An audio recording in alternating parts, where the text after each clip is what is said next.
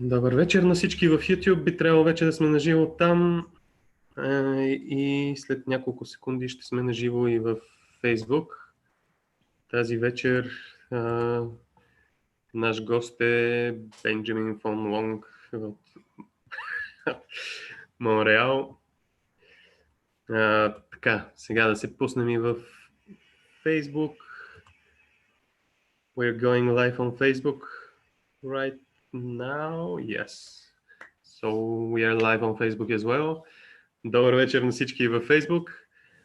Тази вечер с нас е Benjamin Von Wong, отново да кажа.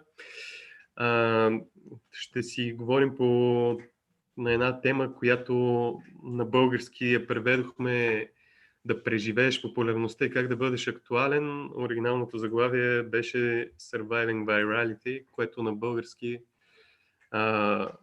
така ми се стори, че е най-близко до превода. Само ще кажа в първите минутки, докато моля, ако някой ни гледа в YouTube и в Facebook, да дадете сигнал дали всичко се чува и се вижда нормално. В първите минутки ще използвам повода да кажа, че следващата седмица ни очакват два интересни разговора. В понеделник ще си говорим с Николай Казаков, български фотограф, архитектурен, който е в Франкфурт, живее и работи. В четвъртък ще имаме друг разговор, който ще обявим също скоро. Дали имаме потвърждение, че всичко се чува и вижда? В Zoom ни чувате и виждате, предполагам. Okay, I think we are live and everything's okay. So, just a few notes in Bulgarian I need to make more. Така, само да кажа, че този разговор ще бъде на английски и ако искате да задавате въпроси, може да го правите на български, аз ще ги превеждам, може и директно на английски. Ще се постараем записа от този разговор да преведем и на български с субтитри. And now we are on English. Well, thank you for accepting to join us for this conversation. And what time it is now in Montreal? Lunchtime, noon. Lunchtime, okay, so it's evening here, kind of. It will get dark in an hour or something. Okay, so the topic we chose was surviving virality and how to remain on stream. I don't know. But for many of us, maybe the harder part is to get viral. So maybe you've managed to do this and to get to another level where the question is what to do with all the popularity you have. I don't know. It would be very interesting for us to share your journey in the world of photography. Yeah, absolutely. So I've put together a presentation that I haven't given virtually yet. So you guys are the first one to receive it. I will try to talk a little bit slower because I know English isn't the first language of everyone here. But I tend to talk a little bit fast. So I have given Emmanuel the power to tell me to slow down whenever needed in case I get too fast. So let me start sharing my screen. You can let me know when it works. It works. Beautiful. Cool. So my name is Benjamin Von Wong. I am 33 years old. And I am known for creating photos that people think are photoshopped.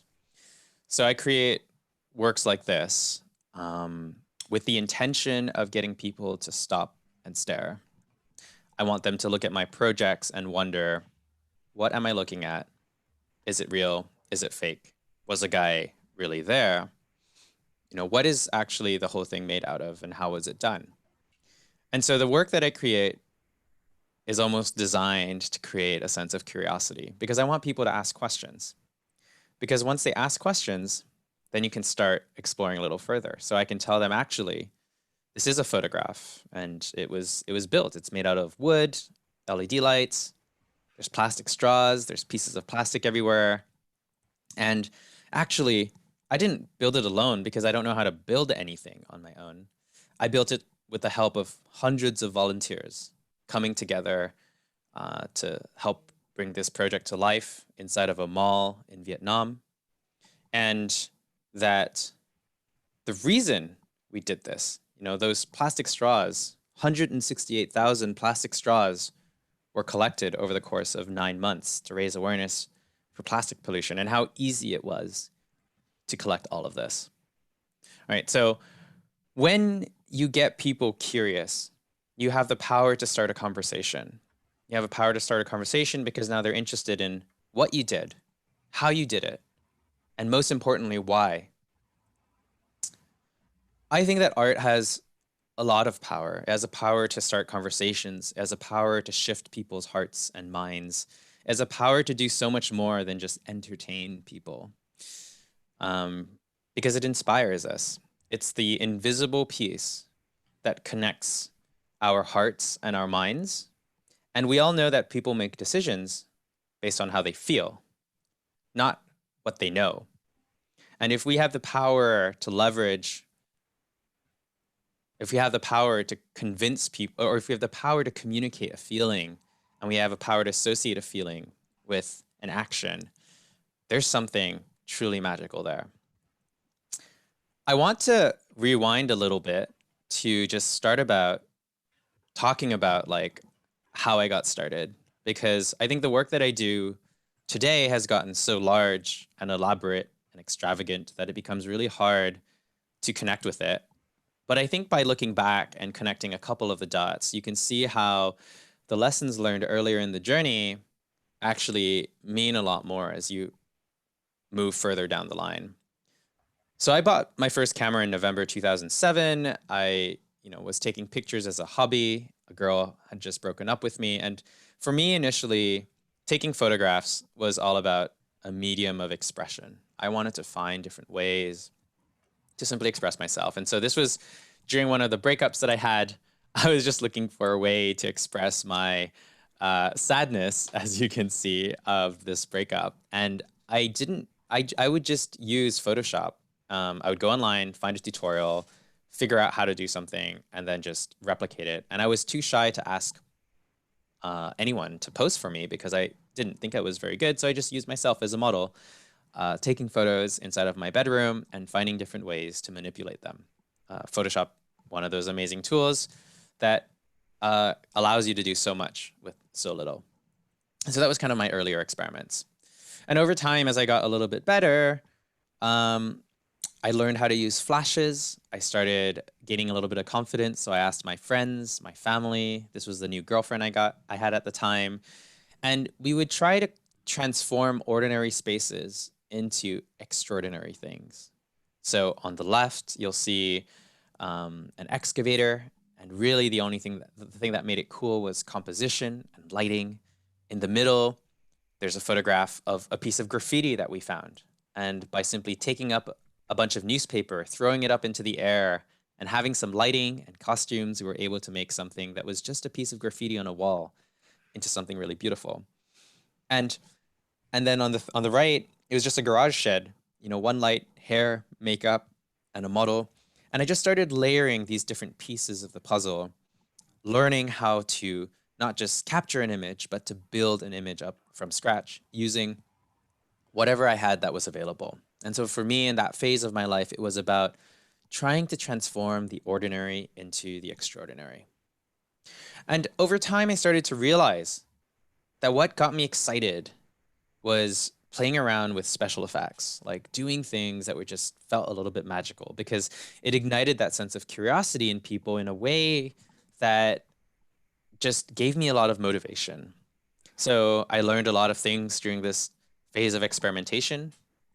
For example, I learned that if you use flour and you throw it up in the air, you could create these really cool effects. I also learned that if you throw a flower inside of a studio, you better make sure it's not your studio because it's impossible to clean up and it makes a really, really big mess. I learned that you could create this really cool Venom style effect. You guys might have seen it from the Marvel movies by using liquid latex. And I just bought this liquid latex on eBay. It came in a bottle and we just like slapped it on this girl's face. But we also learned that if you want to put liquid latex on somebody's face and you don't put any Vaseline on the eyebrows, it really, really hurts when you take it off. And I played around with light painting, right? Using birthday sparklers, just going around, you know, these cheap everyday objects that you could use. And by using the camera and a little bit of creativity, you could create some really, really cool stuff. And the lesson in this one was that, you know, even though they're birthday sparklers and they're kid friendly, they still burn you. So if you get it too close to your model, you will burn them. So little lessons like that along the way that were just really fun. And while I was having a lot of pleasure growing and learning how to do these things, one of these projects in particular ended up standing out. And it was this one over here where we took dancers and threw flour around. And why did this project spread farther than my other ones? It's not because the work was necessarily better, but it was actually because we had documented this at the time. For the first time ever, you know, the girl that I was dating at the time, as you can see, girls have a really big influence in my life. The girl that I was dating at the time thought it would be really fun to make a video of what we were doing. And we didn't even have a video camera. So we went to an electronics store. In Canada, you can do this. You can buy a camera and then use it for 10 days and then return it. So that's actually what we did because we didn't have a lot of money. And so she made a film of this little project and it ended up getting shared on some blogs. And it turns out that if you show people the tricks behind what you do, you're giving people a reason to have a conversation about it, because it then becomes not just about the end result, but about the process. So as I started realizing that the process of sharing how you got to the final results was sometimes almost more interesting than the final result itself, I realized that it was super important to always find the stories behind the scenes, to reveal the tricks. You know, as photographers, traditionally has always been a black box. You don't share the process, you don't share the tricks. And back in 2011, 2012, when I was doing this, very few photographers were out there sharing. And this allowed me to connect with people. So what is the principle behind that? The principle is that it's really, really important to try to be the guide and to not be the hero. You know, we try really hard all the time to show off what we do, to say, look at what I'm capable of doing. But the secret lies in actually being the guide, because when we look at movies as a reference point, let's take Star Wars. You know, you don't actually want to be Luke Skywalker, because Luke Skywalker, when he comes out and, you know, his family gets killed and he has to figure out what to do, he doesn't have his powers yet. He doesn't know what he's supposed to be doing. He needs a guide like Obi-Wan Kenobi to come in and teach him and share with him all the things that he needs to do in order to become the man that he needs to be in order to win. And being the guide actually puts you in a position of saying, I've actually done it before. This is how you do it. And what that actually does is it opens up the floor for the people who are viewing the projects to step into the shoes of the hero. And everyone wants to be the hero. So by positioning yourself as a guide, by telling the story, by teaching, by inspiring others, you not only create value for others, you position yourself into a situation of authority, which is always great because people want to share people who are doing things that have authority, right? So it's a subtle distinction, but it makes a really big difference because the way you create the content becomes very different. You know, I see a lot of behind the scene videos where it's just people showing off what they're doing, but that's not actually what's valuable. What's valuable is when you show people how to do something, you reveal them something that allows them to grow, that allows them to transform. And now they feel a sense of empowerment. And now they feel a sense of connection with you. And then they want to share that with their friends because they want to share this sensation of empowerment. It's not about just creating the cool thing. It's not about bragging about yourself. And And so when I was doing this, I didn't really think of it that specifically. I just was doing cool things. I enjoyed sharing it. I was getting a little bit of attention and visibility, and that was great. So I just kept doing it. Things started changing, though, after one day I was doing my first presentation ever. I went on Facebook and I wrote a status update and I said, hey guys, I'm working on a presentation. I just want to know, like, if the work that I've done has ever affected you in any way, shape, or form, like, please let me know. And this boy by the name of Tyler Grace comes up to me and he just left a comment. And he said, I really love the work that you're doing. Thanks for sharing it. As a result of discovering your work, it actually launched me on an entire new career path, and it's really helped in my battle for depression. And it's given me an entire new meaning and perspective in life. And that was the first time that anyone had said that to me in my life. The idea that I could have such a strong impact on someone that I had never met, that I didn't even know existed, that was on the complete other side of the world, was completely mind-boggling to me. And it really forced me to reevaluate the reasons I do everything, because it gave a sort of responsibility, right? We, by interacting with the world around us, we're continuously offered an opportunity to change people's lives and to make them better. We might not see it, but it's there. And for the first time ever, I was confronted with this reality that things that I did could have infinite repercussions on the complete opposite side of the world.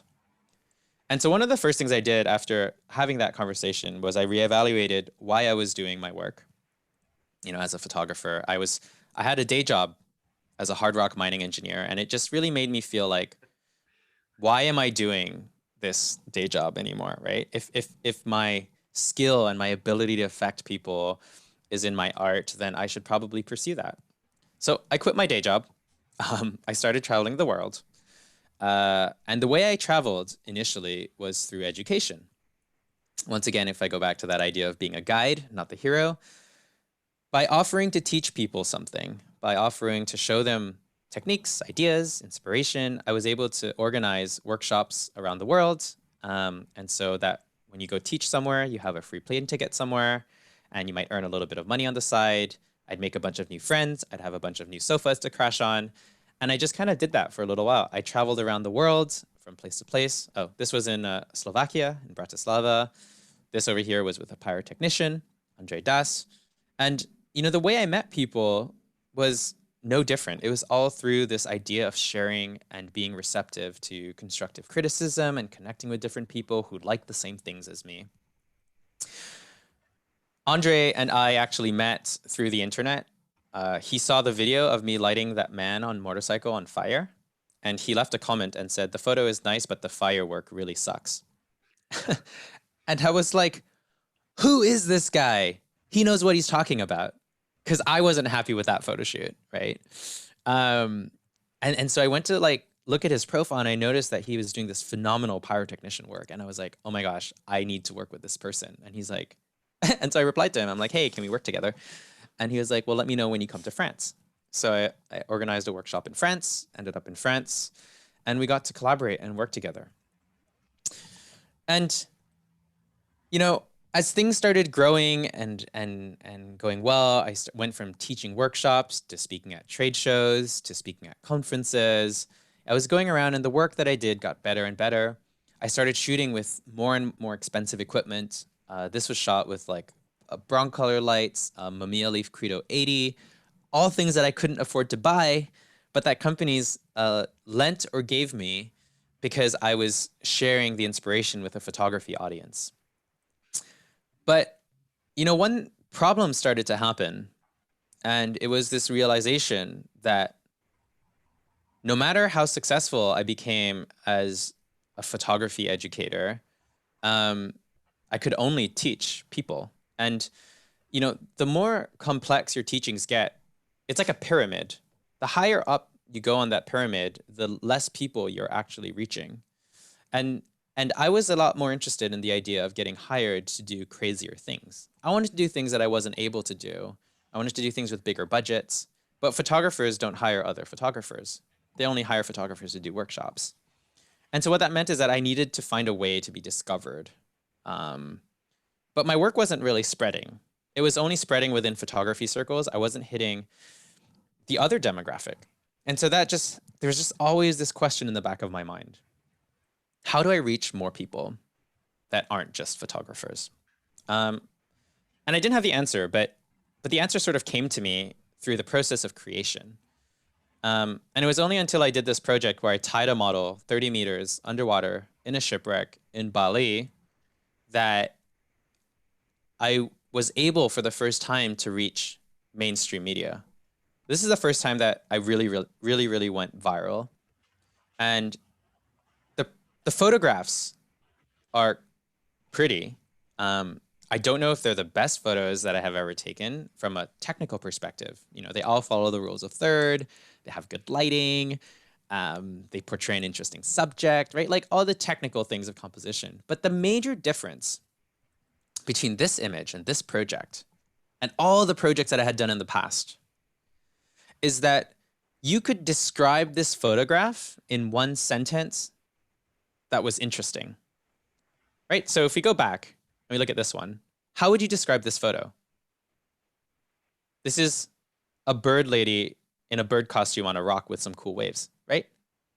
It's hard to describe. This is a guy breathing fire with lots of flames inside of an abandoned building. It doesn't lend itself well to words. And if it's hard to explain to someone what it is in a way that gets people intrigued and interested, then a reporter can't write about it. A person can't share it. No one's going to click on it.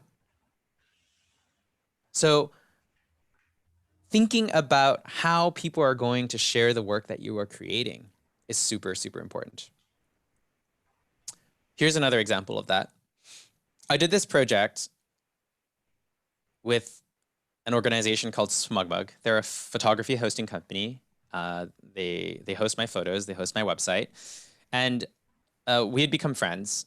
And they invited me to take some photos of their employees showing off their guns. This is the CEO on the left, the wife in the middle. That guy used to be like, I don't know, head of marketing or something. And these are just ordinary people that are showing off their guns because Smugmug wanted some portraits of their employees to put in their gym. And so we created this rain rig out of PVC pipes and garden sprinklers. And I called it the $20 trick to epic portraiture. And it did well in photography channels because photographers are always interested in a cheap trick to make people look better. But once again, the goal isn't just to reach out to photographers. The goal is to reach the greater audience. And so one of my friends who's in marketing actually recommended that I relaunch this exact same project a second time, just to see what would happen. And so we launched this exact same project on January 1st. Why January 1st? Because January 1st is when everyone makes their New Year's resolutions to go to the gym. So it's culturally relevant, right? Everyone's talking about going to the gym. And instead of focusing on the final results, which are great, we focus on the transformation of ordinary people into extraordinary athletes. So exact same photos, exact same story, different angle, different headline, different launch date. And this time the response was completely different. Because now, by launching on January 1st, all the health blogs picked it up. All these other magazines picked it up because it became a conversation, a social commentary around whether or not you needed to go to the gym or just hire a really good photographer. So one of the really, really important things to think about, what is the headline of what you're going to create? Why are people going to talk about it? What are you going to show them? What are you going to teach them? You know? Give me a second, I'm going to turn off my notifications because that is loud. So I think remembering always who your audience is, who you're trying to reach, and how you're going to make it easy for other people to talk about you is one of the key pieces of marketing, because it'll allow you to design your projects so that more people will see them.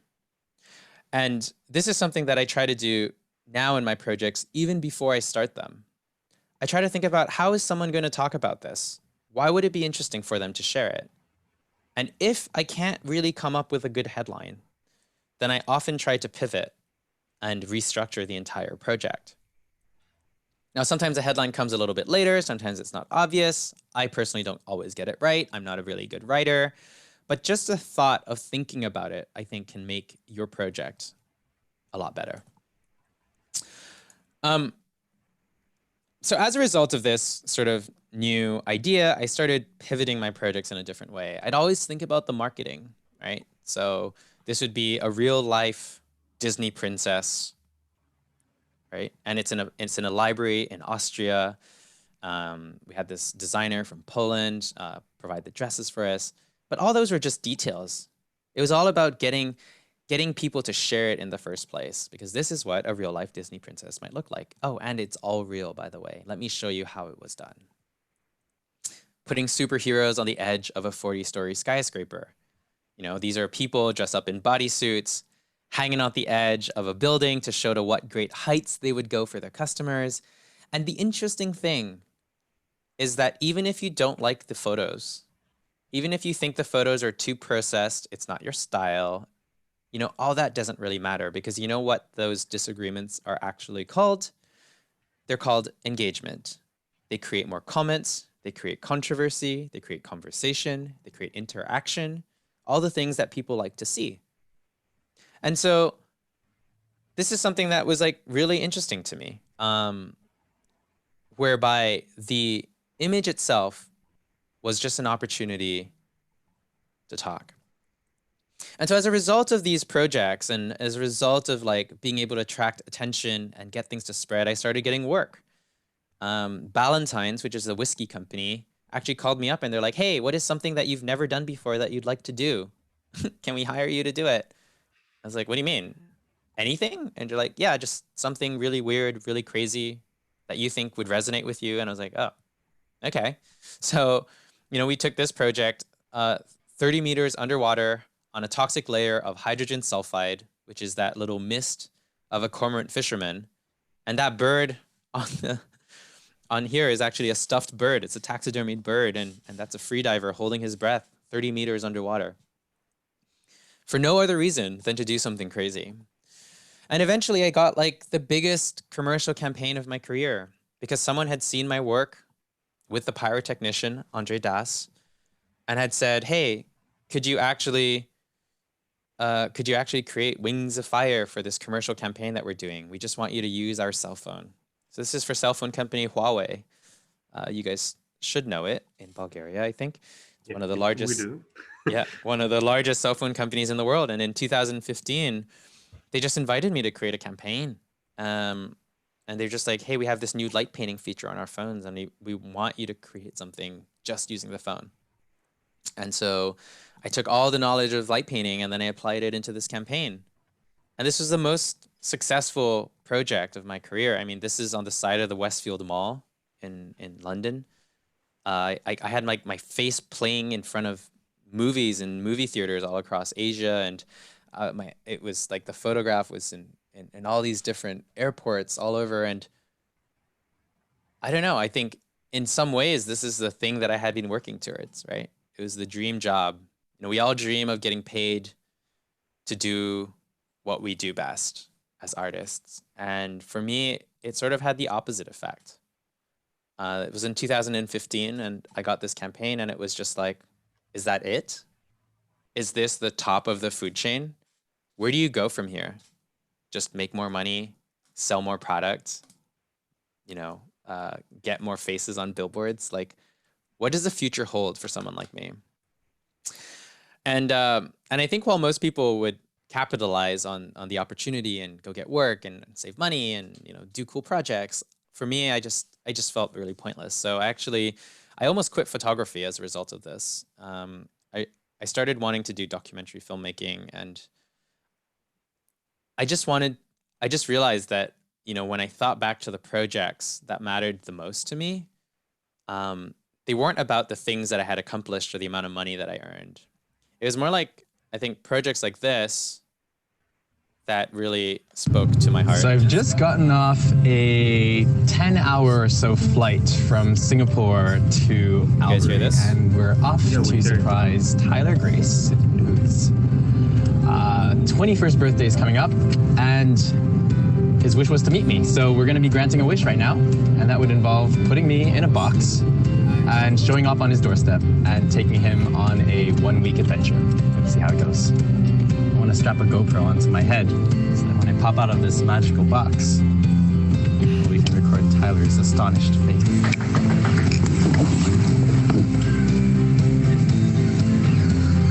Hi! Happy birthday!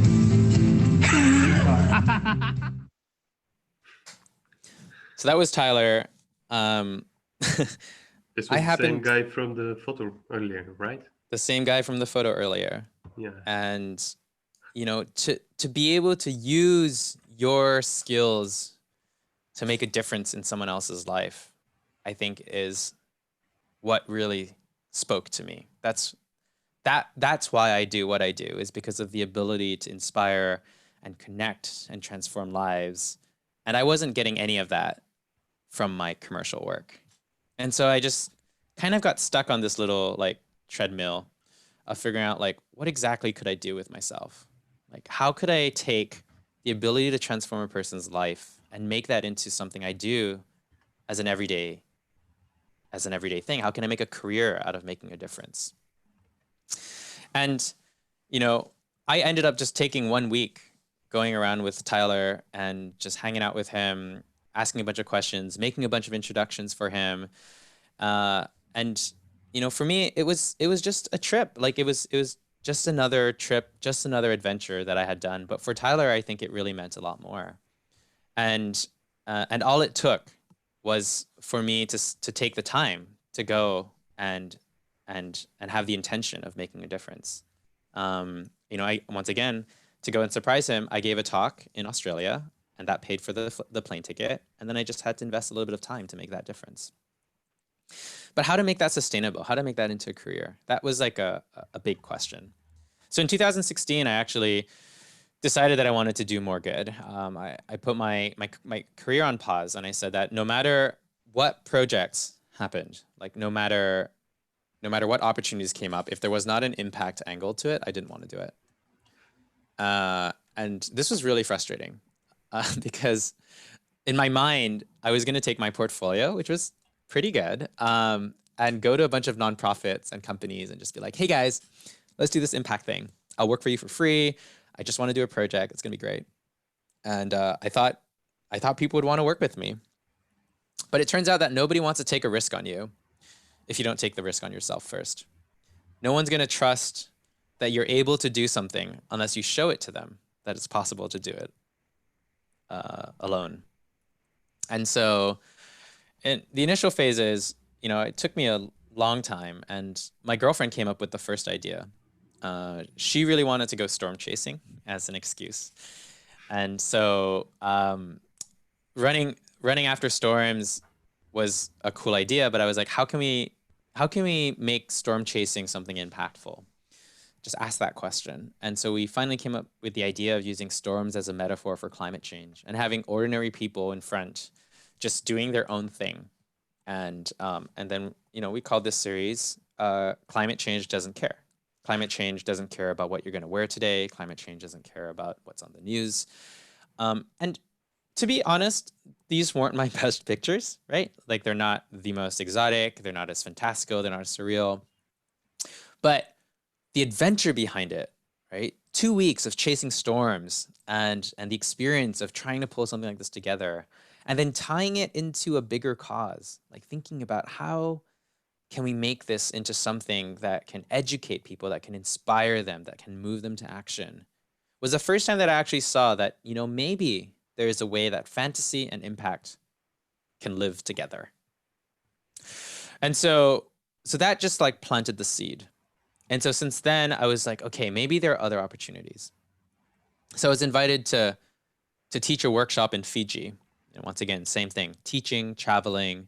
And I was like, okay, if I'm going to go to Fiji, what should I do while I'm there? Like, how can I make a difference while I'm there? And so I asked around and I'm like, what are things to do that are interesting in Fiji? And one of my friends said, oh, they have some really great shark dives. And I was like, oh, sharks. I know that sharks need help. I mean, I don't know how bad the situation is, but I know that's like shark finning is a really big issue in Asia.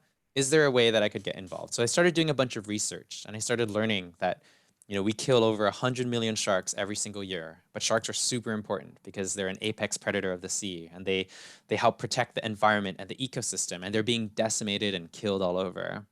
And so I thought, maybe there's a way for me to create a campaign around this idea of shark conservation. Since I already knew how to tie a model underwater, because I had already done that before, I was like, oh, why don't we just try to tie a model underwater and wait for some sharks to swim around? And while thinking about this idea, I didn't even have I didn't have the sharks yet. I didn't have the place. I didn't know how I was going to do this. I just had the idea. And when I flew to Fiji for this workshop, I still hadn't found the organizations that were going to help me to do this. All I had was a shepherd's crook, the shepherd hook thingy that the model is holding in her hand, and an idea. And so I just got super lucky, managed to find a team of scientists, an environmental lodge, an eco lodge that said they would host us for free.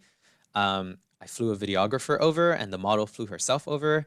And we ended up creating this series called Shark Shepherds, where we had to just, you know, tie a model underwater and just wait around for the right thing to happen. And at the end of the day, this image hit the front page of Reddit 3 times. You know, once again, it had the headline, "We tied a model underwater with sharks swimming around." And we got 80,000 petition signatures to try to create more shark sanctuaries, right? So the idea of just taking something and saying, you know what, I want to find a way to apply impact, allowed this project to be more than just a pretty photograph. And I guess, you know, it's interesting to talk about all of these, but what does it actually look like to bring one of these things together, right? You know, we look at these projects and we think, wow, this must have taken millions of dollars or thousands of dollars or big sponsors. But the truth is, it really just takes a lot of heart. Sometimes it just takes a lot of heart, a lot of time, and a lot of hard work. So I just want to show like one video of what that looks like. How do you get people to talk about something that is ordinary, ugly, and boring? I wasn't too sure, but from experience, I know that the internet loves to see things that are extravagant, unique, and different. So applying that same concept to plastic bottles, having 10,000 of them seemed like a great start at making something ordinary into something extravagant. With more plastic than fish in the sea scheduled for 2050, it made sense to add an ocean component to the project. A sea of plastic was interesting and sad, but it needed something unique and beautiful to truly stand out. What more unique and beautiful to represent the ocean than a mermaid? And so with the help of a waste management center called Tomra and a local artist called Cynthia, we ended up with 10,000 plastic bottles that came in a 50-foot truck, along with a beautifully designed, handmade mermaid tail. This unexpected combination, I felt, had the potential to be something truly different. So with all 3 components to make things shareable, the extravagant, the unique, and the different, I felt like we had all of the ingredients necessary to create something that could potentially make the boring topic of plastic pollution more shareable.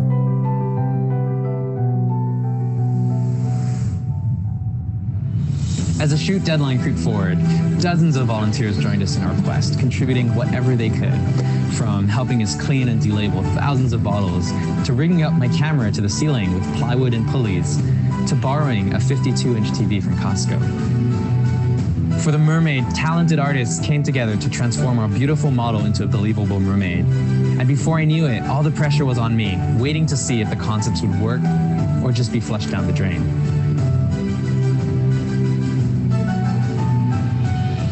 As the day flew by, volunteers worked tirelessly, pushing bottles around, collecting them, organizing them by color before tossing them right back out onto the floor to create a new set of patterns that some crazy photographer had told them to do. Slowly but surely, an extravagant, unique, and different series appeared, just like I had hoped. But deep in the back of my mind, one nagging thought remained. How much difference could a series like this possibly make in encouraging people to stop using plastic bottles? Honestly, I'm not sure, but I guess I'm about to find out.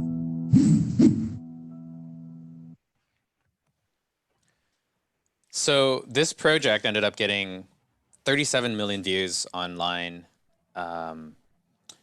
It was the first time that I had managed to go, I guess, viral in something that was replicable. And that sort of unlocked the possibilities for other things to happen. A company called Dell ended up reaching out because they had seen my plastic series. And they were like, hey, do you think you could do the same thing using electronic waste? Right? It's the same idea. We just took a bunch of stuff. And that bunch of stuff was a self-funded project. The initial one was self-funded. It was done with my family, my friends, people I didn't know, just asking and reaching out and getting all those bottles, sponsored and supported in the course of a couple weeks. And this time around, it became just about trying to do the exact same thing a second time around using a different material, right? In this case, we wanted to showcase how past technologies could power future technologies, how the past could power the future. And so, you might recognize this big swirl on the ground, actually very reminiscent of the opening scene of Blade Runner with the solar panels. And so I try to take a lot of cultural references of things that I've seen before and embed them into a project. But it took 18 months. It took 18 months for me to get my first paid project after I decided to switch into impact. It was a really long, frustrating journey to just struggle to explain what I was trying to get at and how the work that I wanted to do had potential to make a difference. But it was only after I was able to truly share what it looked like before anyone would actually believe me.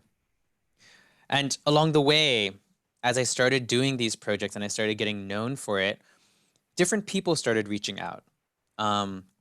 This was a project that I did for Nike. And, Nike, they wanted to promote their shoes, which is fine. But how do you tie shoes into impact? And for me, I was, thinking about it. I'm like, this would be a really good project. The money is good. The notoriety of saying I've worked with Nike would be really great. But ultimately, it did boil down to the impact stuff, right? Like I didn't want to just take money and do something and put my skills to use that wasn't going to go anywhere. And so when they reached out and they said, hey, we want you to shoot a campaign for our shoes. You do some really crazy things like hanging people off buildings. Can we do something similar? I was like, okay, what if we use different models? You guys sponsor a bunch of really cool people who are social activists who are doing different cool things. Why don't we sponsor them instead of influencers? And they agreed because it would make a better story. So once you have the Northern Star, the North Star of what you're trying to do, you can also find the collaborators that are interested in the same thing that you're looking for and what the world needs.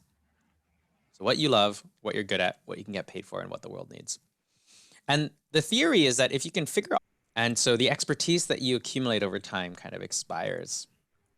And I started noticing that the value of a photograph was going down, right? This is kind of what creativity looks like. We have algorithms that show us what should be done and everyone replicating what's already successful. And the algorithms show us what could be created. And incidentally, the commodification of doing the same thing over and over again. I mean, that's exactly what TikTok is.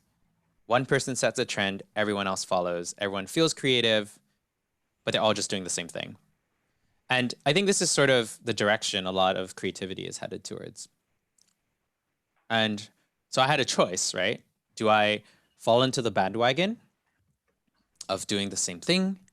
Or how am I going to survive in a world where nobody is going to be investing in large, complicated, memorable projects? When people are just looking to A/B test what works most efficiently, that costs the least amount of money, that will convert the most amount of people. It's a hard question. It's honestly one that I got stuck on, or was stuck on for a pretty big moment of time. In many ways, I was in a state of crisis. Right? Where do we go? And actually, I think right now we're in a state of crisis too. So crisis is made out of two words in Chinese. It's wei and zi. So on the left side, means danger, but on the right side means opportunity, right? So the word crisis is made out of two words. It's made out of danger and opportunity. And it's sort of in the same way, if we take a more metaphorical example, as you walk towards a cliff that looks like it's a really steep fall. Sometimes as you get closer to the cliff, you realize that the ledge isn't that steep anymore, right? There's some ways out of it. There's some new opportunities that come. And in my case, in 2017, the crisis was layered with a couple different pieces of opportunity. So what were the opportunities? What were growing markets? And it's really funny saying this now because coronavirus is obviously changing everything. But at the time, the opportunity was that everything is pivoting towards experiences, right? People are spending less money on stuff. They're spending more money on experiences. Everyone is a photographer. Everyone is an influencer, right? Everyone has a smartphone. So how could I take all of these things and combine them into some kind of a new opportunity?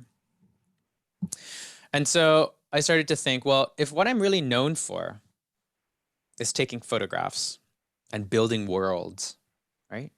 What happens if I try to build worlds so that everyone else can take photographs in them, right? It's such a waste to take a photograph and then to tear it down right after. I mean, the sets that I did for Dell took us a week to build and hours to tear down. But what if you could just create it once and allow other people to come in and share their views?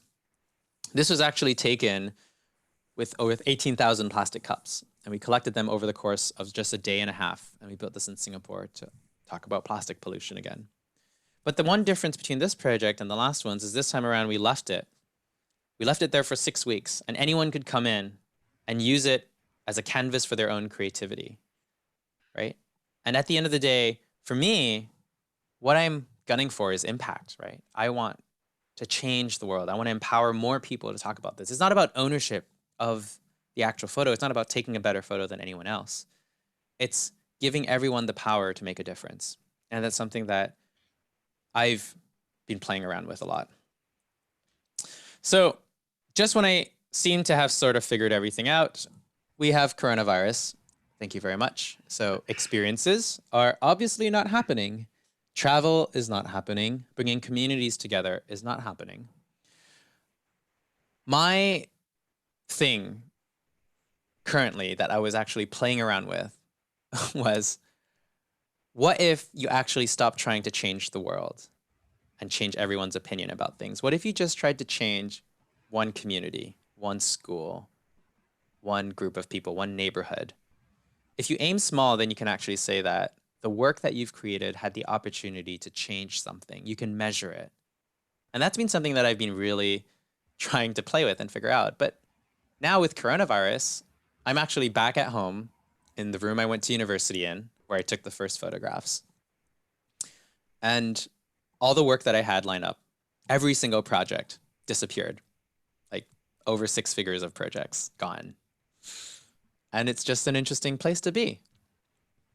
But it's also an interesting opportunity to have a blank canvas again. I'm on a forced vacation for, I think, at least the next 2 years. And it's making me ask the question, what do I do with myself? What do I love doing? What do I want to spend my time doing more of? And for me, at this very moment, I don't have all the answers. But I know that the important thing is not getting stuck. Because if you do nothing, nothing will change. And sometimes it's just about doing something that inspires you. And I'm actually someone who's extrinsically inspired. I get inspired and I get my ideas by talking to people. And I love having conversations. And so one of the things that I'm doing right now is I'm working on a podcast. I started a podcast. I have 7 or 8 episodes going. I've been interviewing people who are strategists, Oscar-winning filmmakers, people who work at big companies. And I've just been exploring the idea of how one might better measure the impact of art.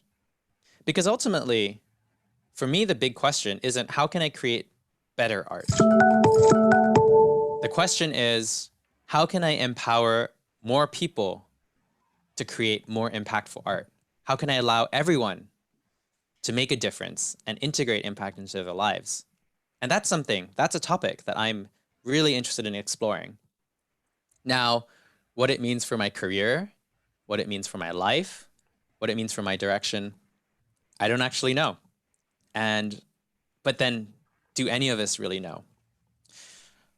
I want to end this presentation on Tyler because I think it's really interesting to always bring things back. So Tyler, this boy who had never heard of photography before until he saw my stuff and decided that was his new career that he wanted to do, is now an award-winning photographer.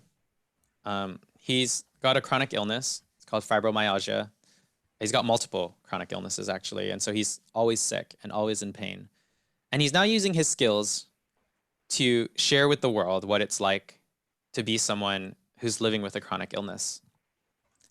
And I guess I want to share this story, and I want to end on this story because I want to remind everyone that even though you don't see the repercussions of your actions on others, that you are having an impact on them. And I'm really lucky that I'm able to have met Tyler and see the influence of like having taken the time out of my day to do things like this that has actually paid itself off, and I've been able to see the growth, and I don't know who he's impacted and influenced along the way. And it's this wonderful, beautiful thing of saying that if we can just show up in the world and do the things that we're most passionate about and be caring and loving and compassionate to those that are going through similar struggles, then the world can actually be a better place. I want to like leave this over here. You guys can take a screenshot. You can see a couple more videos if you like the mermaid one. You can also check out the podcast if that's something that you're interested in.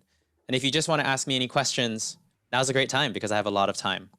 And so I'm spending the time, you know, in a moment in time where I don't know what my purpose and my place is in the world, to figure out how I can support others.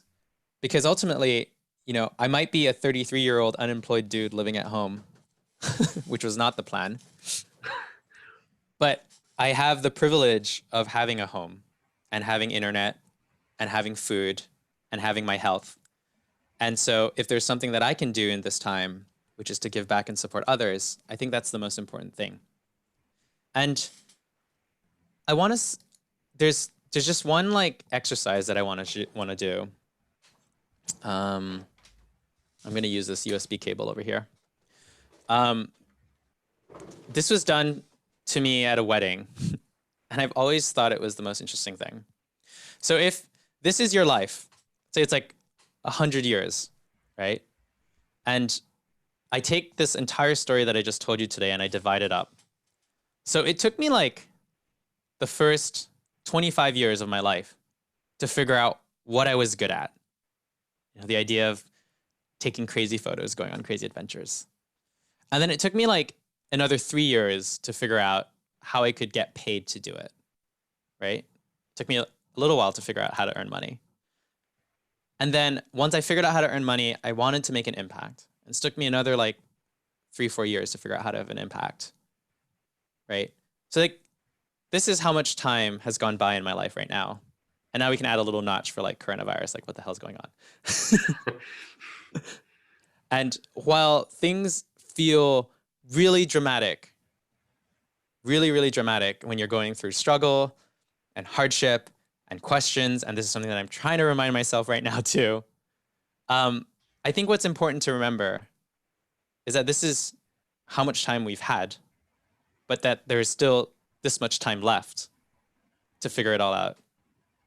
And the question of what we're going to do with our time and how we're going to improve the lives of those around us and the opportunity that it presents.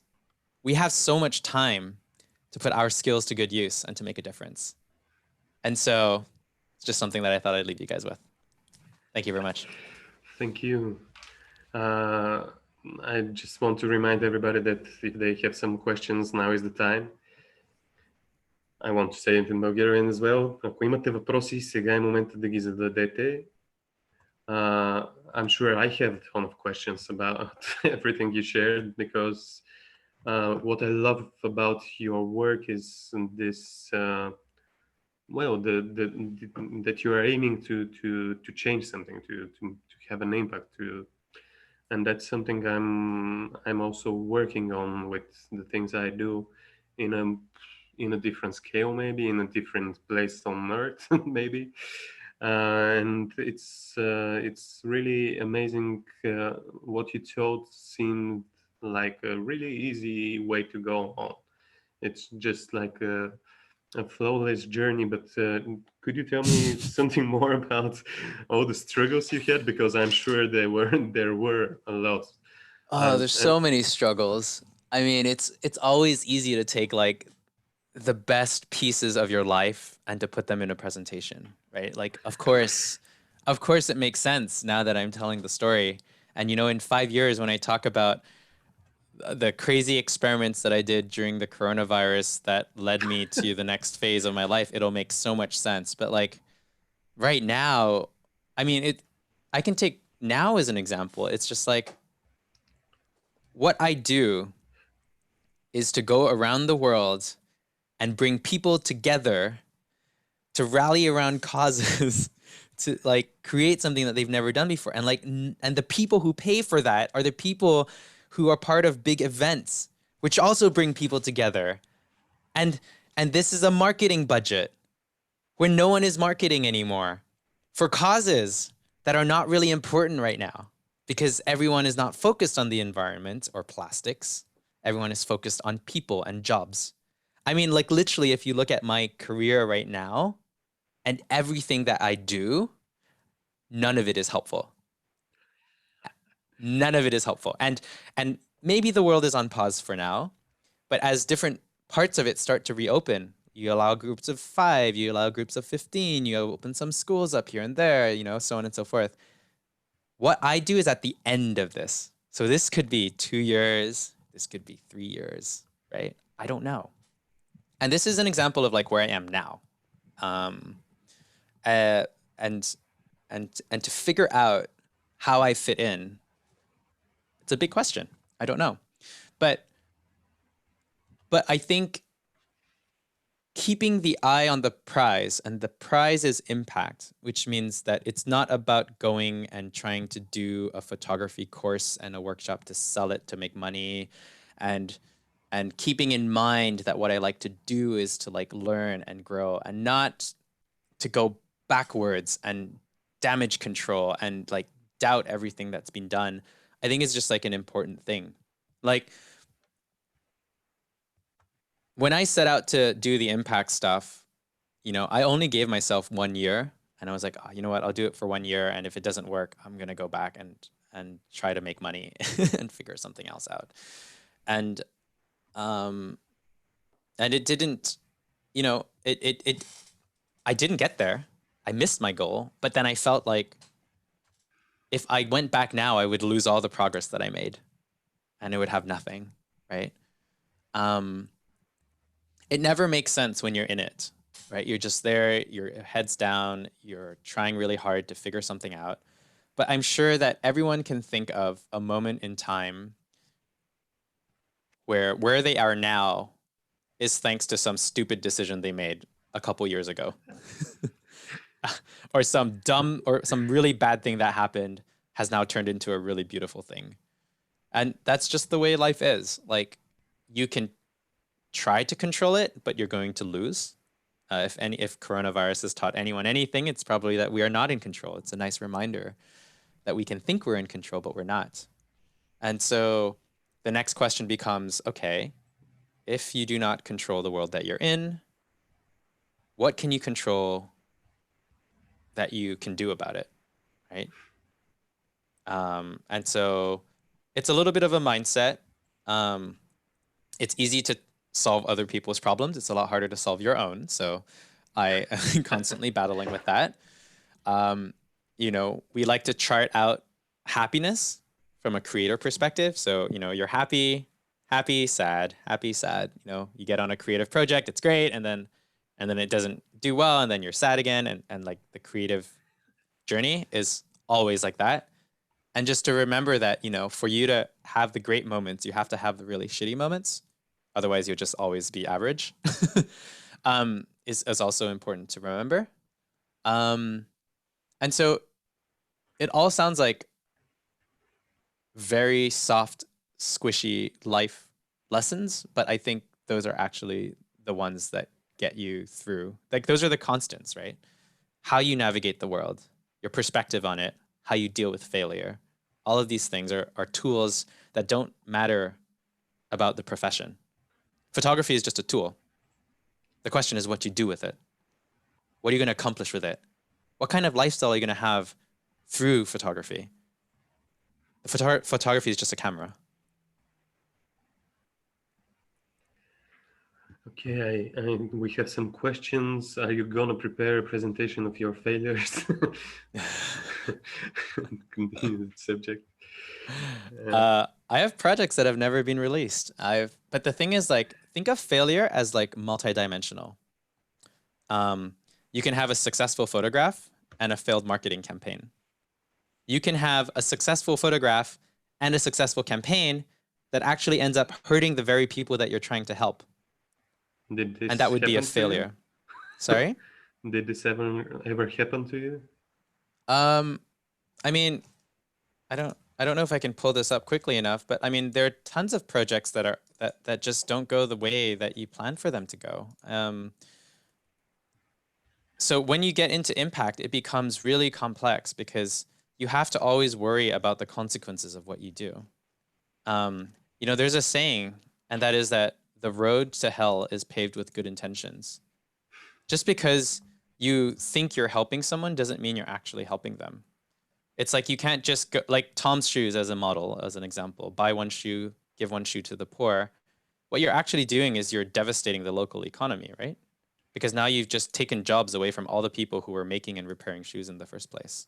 So how do you deal with that?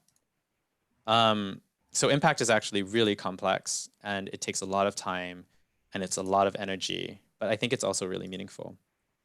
Here's an example of some projects that I did that were failures. This was a project that I did in Bhutan. I wanted to travel and I figured that if the world could travel more, then the world would be a happier place, right? Like a very simple hypothesis. But then I ended up going with a friend of mine. His name is Elia Lacardi. He's also a photographer. He's really great at what he does. But he also happens to look like Jesus.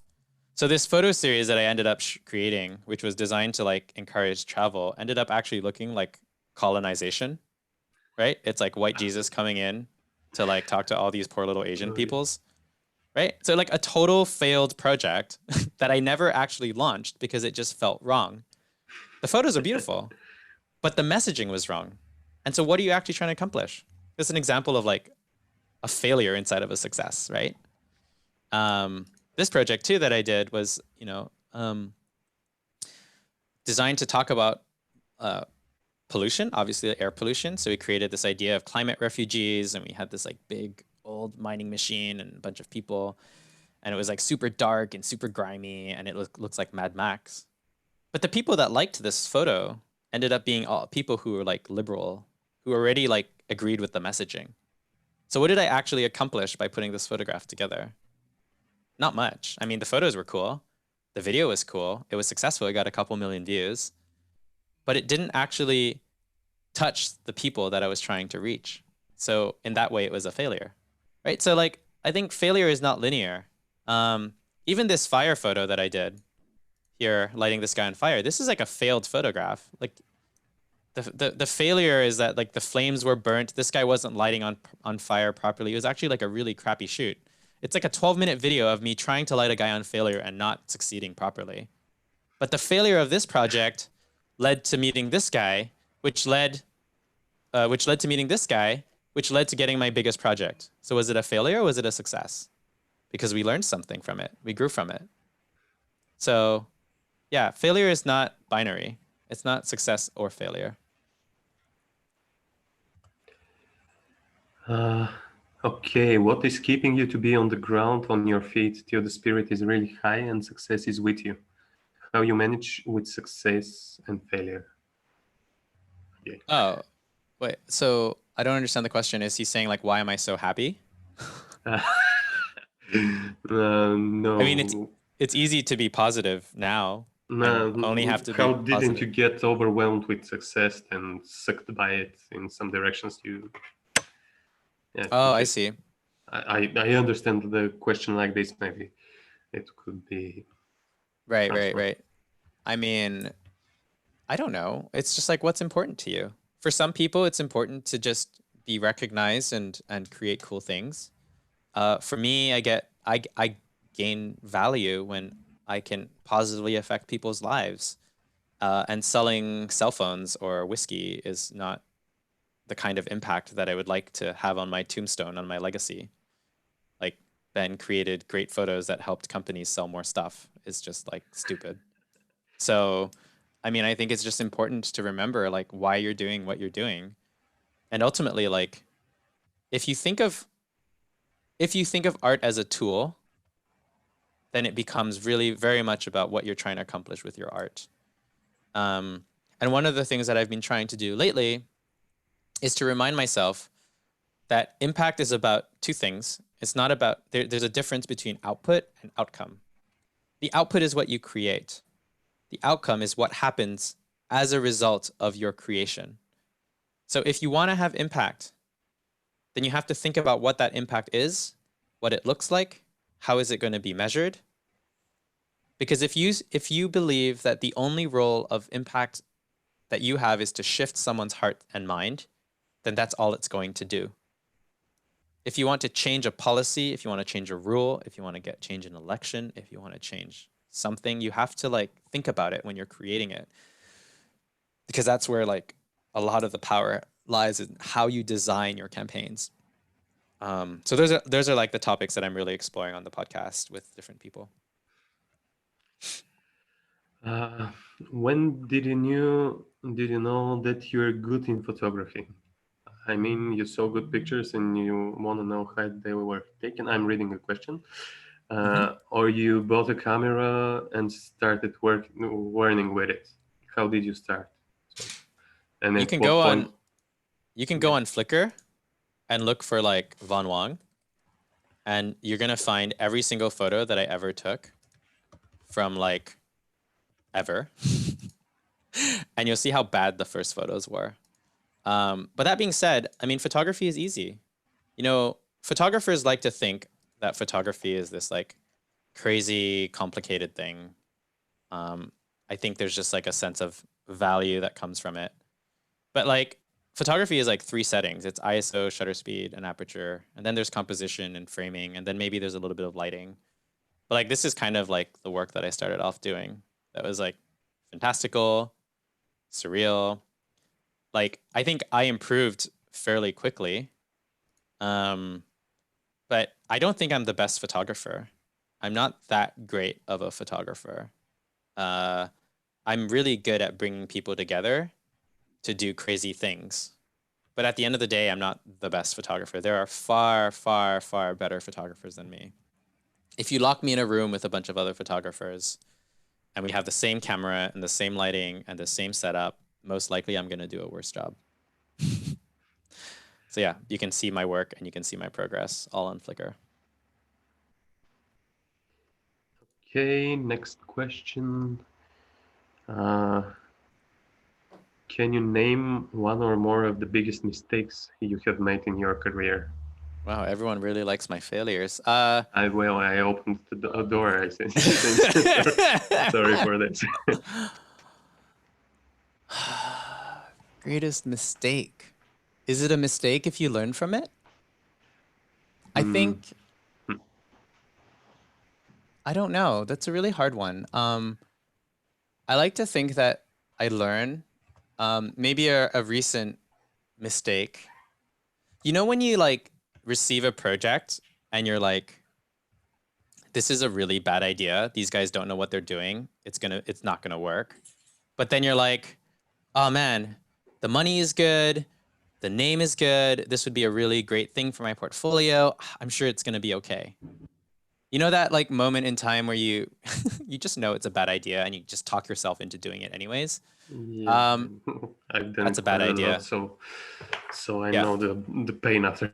afterwards. Yeah. So that happened to me recently in a project about like 8 months ago. And I'm not going to name the client, but that was a really great reminder that, it's kind of like the beautiful lady at the bar that is a bad idea and you shouldn't go have that conversation and you go and get yourself in trouble anyways. Like that same idea, don't do it. If your gut is telling you and your experience is telling you that these guys aren't going to figure it out, then don't start because you're just setting yourself up for failure. I think that's a good lesson.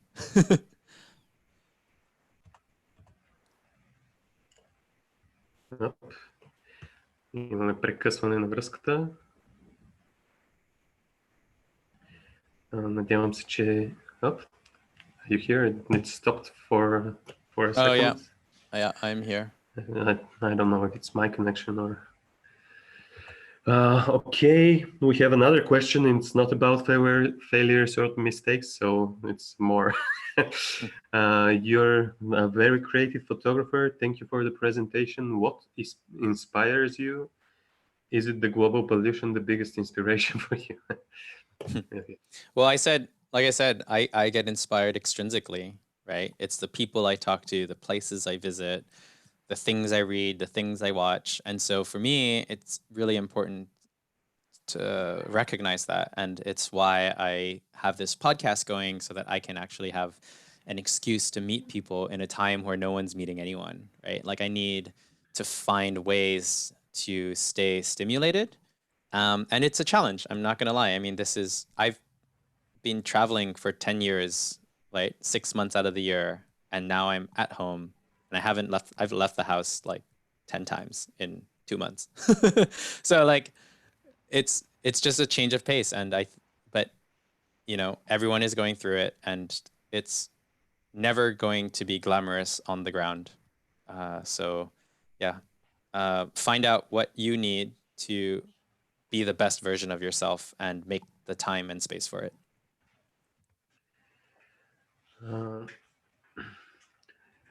Another question. How often do you land on a job that you really like and enjoy?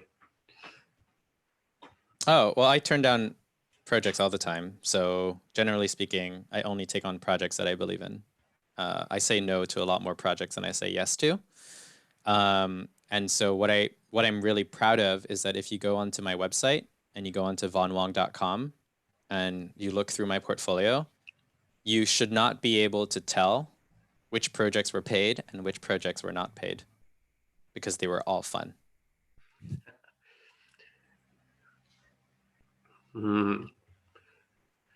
Okay, I think these are the questions for now. Let me just check all the channels, and I have some myself if I could do it. What impressed me in the beginning of your presentation when you explained about the straw project in Vietnam, and you said you gathered 168,000 straws. And a big amount of volunteers to help you with building all this, because you didn't know how to do it at the first place.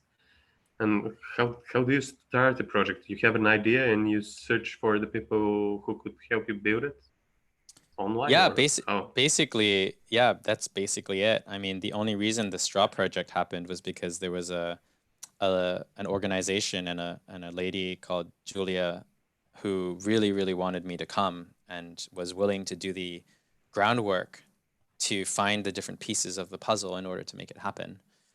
She's not creative, but she's like all operations. And so I actually am unable to do what I do without the support of people who are more organized than me.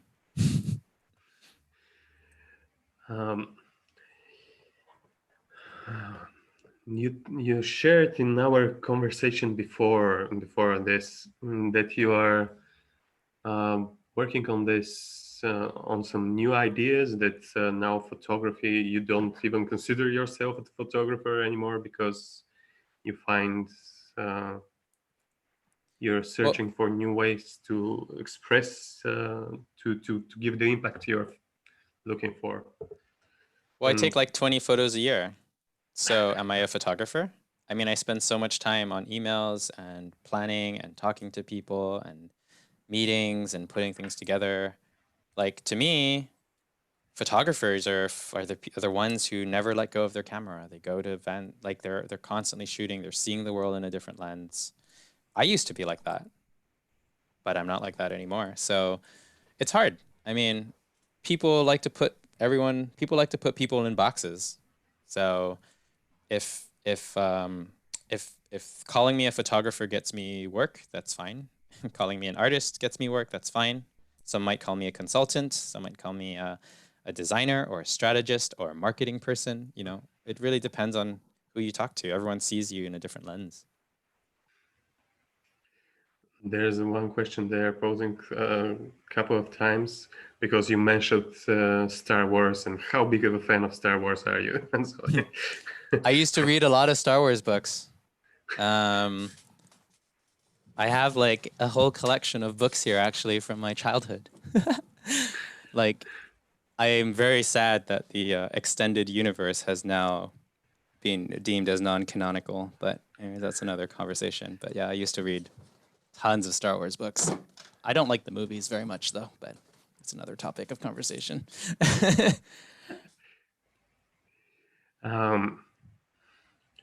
And you said you are doing this podcast to find some new ways to make an impact through art and to empower people to be to make an impactful art. Part of what we do here in Bulgaria with our organization is we organize this kind of club to try to empower people and give them the right environment to do something more impactful and meaningful and to reach to new ideas and to see that photography is, in this case, and the world is offering a lot more options that most of the people are doing. And I'm interesting, do you have some interesting insights on how you got from this from the podcast you're doing? Yeah, I mean, if you guys want to translate it into Bulgarian, you're more than welcome to. Yeah, there's just like a lot of like insights, but here's the thing, right? Like, you get inspired when you see how like other people in the world are tackling similar problems in different ways in different industries. And so I think it's helpful to look outside and not just always look at the same industry all the time, right? Like, if you're a photographer and you're only looking at how photographers are doing things, you're going to end up sort of like copying them in some way, shape, or form. But if you look at how people in virtual reality are designing experiences, or how people in like installations are creating impact, like you just see the world in a different way. And so, like, I don't know, the guy that I just released this week creates VR experiences, right? And he was talking about how he has a background in psychology, and they wanted to find a way to have virtual reality impact, because virtual reality is really, really good for empathy and allows people to sympathize with the projects that they with specific things. And so they decided to participate in research and development projects in conjunction with hospitals to do clinical trials. And now they figured out that, you know, by running people through these empathy experiences, through these user journeys, they can save these hospitals hundreds of thousands or millions of dollars, because by running them through this test, they don't need to use a drug, and the drug costs money. And so it's like, and then that just like unlocked an idea for me. It's like, oh, maybe I can try to find a way to be more involved on the research side of things, because then I might learn some creative ways to apply, creative ways to experiment with impact, right? If you start off with a container that's contained, maybe you can find different ways to think about it. On like the third podcast that I hosted with Will Mesner, he talks about the science of movements. And he talks about how, you know, the reason why activists are so miserable all the time is because actually for the bulk of a campaign, for most of the duration of a campaign, you're losing, right? You spend your whole life losing the battle, and only after the majority really tips over can you actually like win. And so, you know, you feel like you're fighting, and you're gaining all of this ground because public awareness is increasing, but public opposition is increasing at the same rate. So then you just have this gap between the two and you just feel really, really frustrated because the change that you see happening isn't translating into actual change. It hasn't been accepted yet. So there's a lot of frustration there. And it's just, it's cool because then he referenced like Bill Moyer's 8-stage action plan. And then you can go in and you can see and you can be like, oh, this is where we are right now on this curve. This is how I feel right now. This is why I'm feeling frustrated. Right? Or I can talk to like Laura, who's a social impact strategist, and she talks about the gray of impact. You know, impact is not just positive, it's positive and negative. Just because you help one person could be at the detriment of another, because you do something nice for a person could also harm the environment, right? Like impact is complicated. And so in order to get to the root of the problem, it's all about asking why. If you ask why like 5 times, you can start drilling down to the reasons why you're trying to do something, and are you really addressing the right problem, or are you just trying to solve a symptom, right? So like every single person that you bring into the conversation has a different perspective, and based on your personal experiences, it becomes about how you take those pieces of knowledge and then you bring them back into your world, and how you apply it and remix it, and then that becomes something unique, that becomes something new, that becomes something that only you can do. And I think that's the value of looking outside. Whereas if you just read on Petapixel a new photography technique, and then you would just take that thing and try to do it, then all you would be doing is replicating. And that's the problem. It's that's a lot easier to do. It's a lot harder to like create something on your own. But I would say that like the people who create the things that are really transformative, that inspire you, generally come from like borrowed experiences in other segments. Mhm. Oh, because in all these conversations, we reach to a point that everybody asks the authors we invite what inspires you, and almost never the answer is photography. So There you go. There you go. Do you have a favorite part of the whole process when you have a personal project? I like finishing my projects. Like usually like by the end, you're just like, oh my gosh, I just want to see this out in the world. And then once it's out, there's almost like nothing you can do, right? It's out there, you're done, your job's done. It's interesting. So yeah, I think generally finishing a project is the best part of it. We have two. We have more questions, in fact. Okay, I have to go soon, though. Yeah, we're over time. We're taking this to an end. So the one is, what are your plans for 2020? Should we expect any new interesting projects? I think it's a hard question. Yeah, I'm going to launch a playful series in a little bit. I've been making these, I did a maternity photo shoot for my sister. She's 8 months pregnant. And my mom, so we took some photographs of them and we made them really small. And then we cut them out like with pieces of paper. And then my mom and me made some worlds out of vegetables. And so we have these like little adventure scenes and these mini installations that we've built. Zero impact, but it's just like staying creative. I'm trying to put a project together right now called The Other Heroes, and I'm collecting stories of vulnerable people helping other vulnerable people all across the world. And I want to create one video that has like 60 or 70 different countries represented, showcasing how different the coronavirus is in other parts of the world. And it's been really difficult to find global stories. So if you guys have any stories, feel free to submit them to me at theotherheroes.com. And so like, I mean, I'm doing a lot of like little things like that. But, you know, when it relates to my style, like what people are used to seeing, I don't know, because I don't know what I can do right now. It's a big question. Okay, maybe last question. There are some more coming, but we're reaching.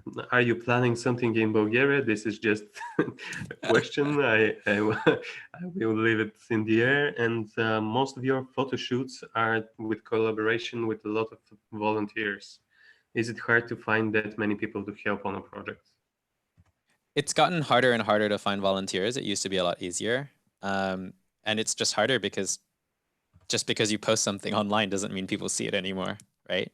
So I use my form, so vonwong.info, which I shared a little bit earlier. And on that form, a lot of people fill it out. And that way it's like a newsletter, right? So every time I go to a different country, I can go and find people. But generally speaking, when it comes to volunteers, it's not about finding 100 volunteers at once. It's about finding 2 people or 1 person who is willing to work really, really hard and help you find those people, because you need the local community champion to rally the troops. It's like, I, as an outsider coming in, can't find that community on my own. I need someone on the ground to help it. And so there's always, like, in every project, there's like one superhero guy or girl who's just like behind the scenes that's like making it all happen. And that's always the case. Like, every single project, there's always someone there. It's not just because I'm famous or I have a lot of followers. Like, this doesn't actually mean anything. It makes it easier to gather people, to have a good portfolio, but it's not the key. The key is finding like one person who communicates well, who's willing to work hard, who's organized, and like that changes everything. Yeah, and as for Bulgaria, I mean, I don't even know when I'm going to see my girlfriend next. So like, seriously, it just feels like it's so pointless to plan anything right now. So I'm not really planning. Yeah. That planning is not what it used to be. Nope. Okay, thank you very much for this conversation. I'm really glad that we managed to do this, and maybe if you have some words to end it with it, some piece of advice, of encouragement, of, I don't know, whatever is on your mind. Yeah, sure. I think that it's important to remember that the one thing, the one person the one thing that you can do better than anyone else in the world is being yourself.